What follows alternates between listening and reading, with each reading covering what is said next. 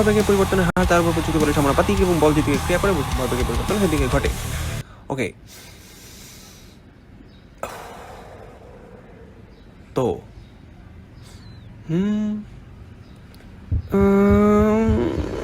আবার বলে গেছি। এই সূত্র মুখস্থ হয় না কেন? সবগুলাই খেয়ে ফেলতেছি।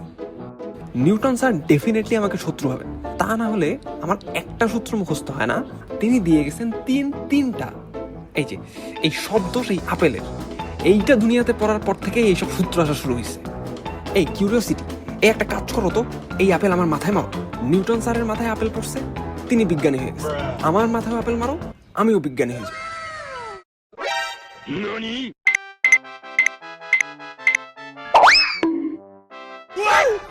আরে নিউটনের সূত্র তো সহজ, এটা বোঝার জন্য আমাদের একটু সাইকেল চালাতে যেতে হবে। কি এখন সাইকেল?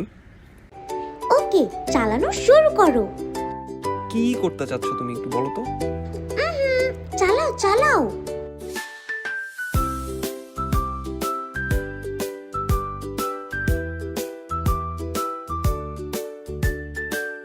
নিউটনের প্রথম সূত্র বোঝা শেষ।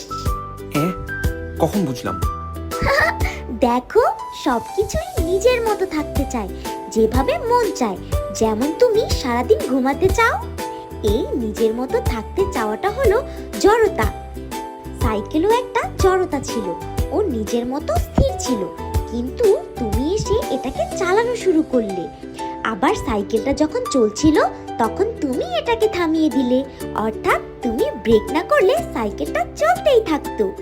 আবার তুমি চালানো শুরু না করলে এটা স্থিরই থাকতো। আর এটাই হলো নিউটনের প্রথম সূত্র। কি জানি, এখন তো এত কঠিন লাগছে না। আর বাকিগুলো সহজ। তুমি যখন স্থির সাইকেলটা চালানো শুরু করলে তোমাকে তো একটা বল প্রয়োগ করতে হলো, এটাই সূত্র। F=ma, অর্থাৎ যতটুকু বল প্রয়োগ করবে তোমার সাইকেল স্পিড ততই বেশি হবে। বইয়ের ভাষায় বললে ভরবেগের পরিবর্তন ততই বেশি হবে। সিম্পল। আর 3 নাম্বারটাও তো সবচেয়ে সহজ। এটা ছোট আছে, এইটা আমি পারি। তাই নাকি? তাহলে আমাকে বোঝাও। আমি তো শুধু মুখস্থ করছি, কিছু বুঝি নাই। দেখো, তুমি যে মাটিতে দাঁড়াতে পারছো, এটার কারণ হচ্ছে তুমি মাটিকে যেই বল প্রয়োগ করছো, মাটিও ঠিক সমান বল প্রয়োগ করছে।